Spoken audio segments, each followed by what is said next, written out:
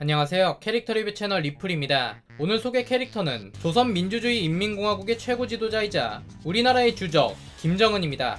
가 아니라 인조인간은 강하다는 느낌적인 느낌을 준 후 허무하게 폭사해버린 캐릭터 인조인간 19호입니다.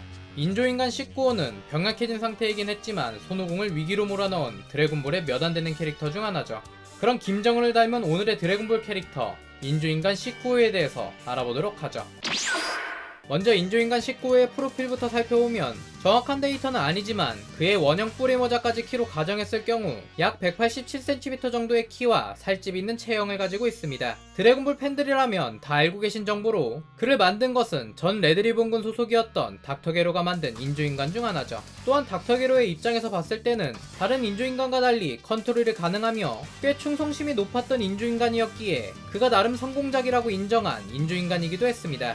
그럼 출연 비중은 적지만 드래곤볼에서 가장 중요한 캐릭터 손오공과 베지터의 전투 장면을 연출한 후 장렬하게 사망한 인조인간 19호의 행적에 대해서 살펴보도록 하겠습니다.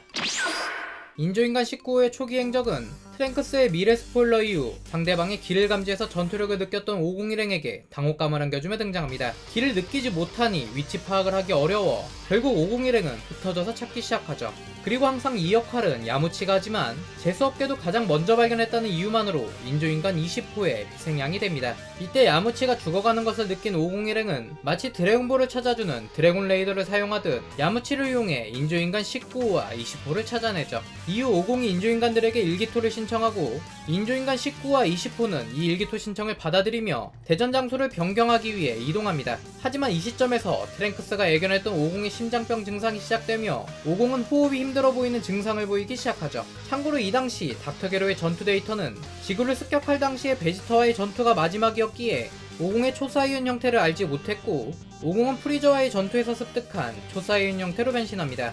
그리고 드디어 기다리고 기다렸던 김정은과 502의 대결이 시작되죠. 하지만 심장병 증상이 급속도로 악화된 탓인지 평소에 502가 다르게 전투를 서두르는 모습을 본 분석가 피콜로 웨거는 이를 위하게 생각하기 시작합니다.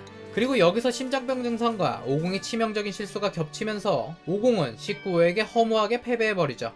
그 실수는 바로 기공파를 사용한 직후 이 기를 인조인간 19호가 흡수해버린 것이었고 502의 기를 한껏 흡수해서 강해진 인조인간 19호는 기세를 몰아 502를 쓰러뜨린 후 흡성대법을 시전합니다. 하지만 다행히도 천국의 계단을 밟기 직전 502는 내꺼라며 베지터가 구세주처럼 등장하죠.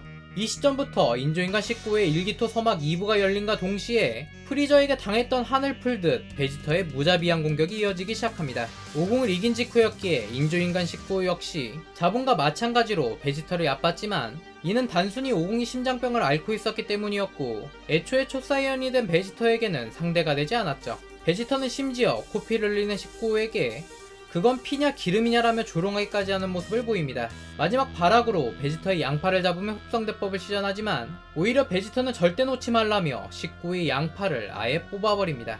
가진 거라고는 양팔의 흡수장치뿐이었던 19호는 인조인간이지만 죽는다는 위기의식에 공포를 느끼고 도망가지만 베지터의 빅뱅 어택을 맞고 호랑이가 가죽을 남기듯 머리통만 남긴 후 드래곤볼의 역사 속으로 사라지게 됩니다. 그럼 다음은 인조인간 19호의 능력과 기술에 대해서 알아보도록 하죠.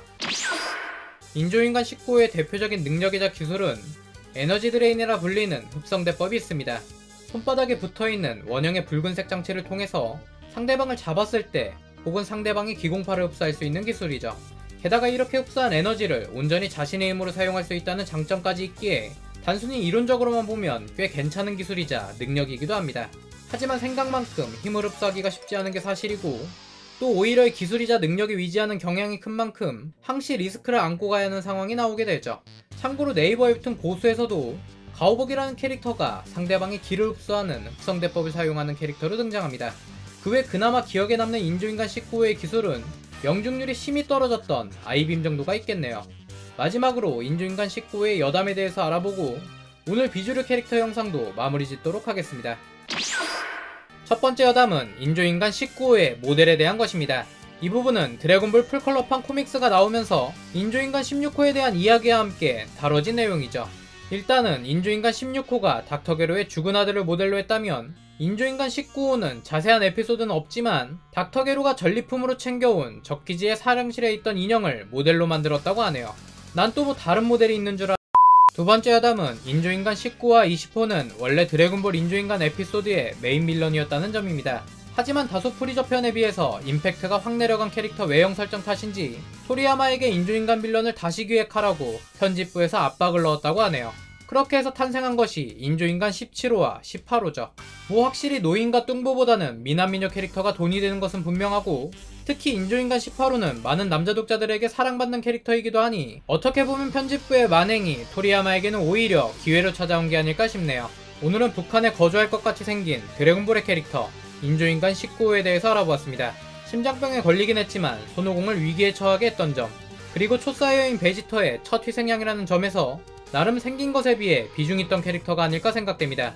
언젠가 태그팀으로 활동했던 인조인간 20호도 조만간 준비해봐야겠네요. 오늘 캐릭터 리뷰 영상은 여기까지입니다. 감사합니다. 지금까지 리뷰플레이 리플이었습니다.